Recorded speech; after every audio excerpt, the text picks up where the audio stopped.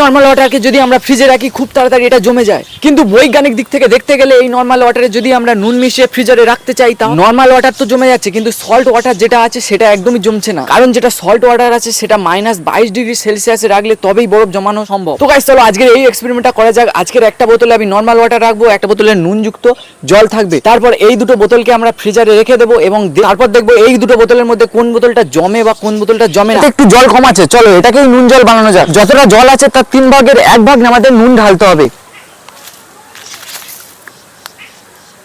দেখো গাইস, এটা হচ্ছে নর্মাল ওয়াটার আর এটা হচ্ছে নুনযুক্ত ওয়াটার। এটাকে আমি ছিঁড়ে দিই যাতে তোমরা বুঝতে পারো যে এটা হচ্ছে নুন জল আর এটা হচ্ছে নর্মাল জল। চলো গাইস এটাকে আমরা এবার ফ্রিজে রেখে দিই।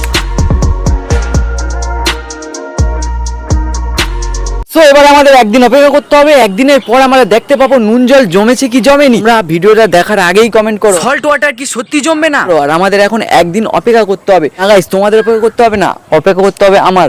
তো তোমরা ভিডিওটা পুরোটা দেখো, অন্য উল্টোপাল্টা ভিডিও কেন দেখছো, এই ভিডিওগুলো দেখো, আমার ভিডিওগুলো দেখো, কিছু শিখতে পারবে, কিছু জানতে পারবে। গাইস চলো একদিন পর আবার তোমাদের সাথে দেখা হচ্ছে। The next day.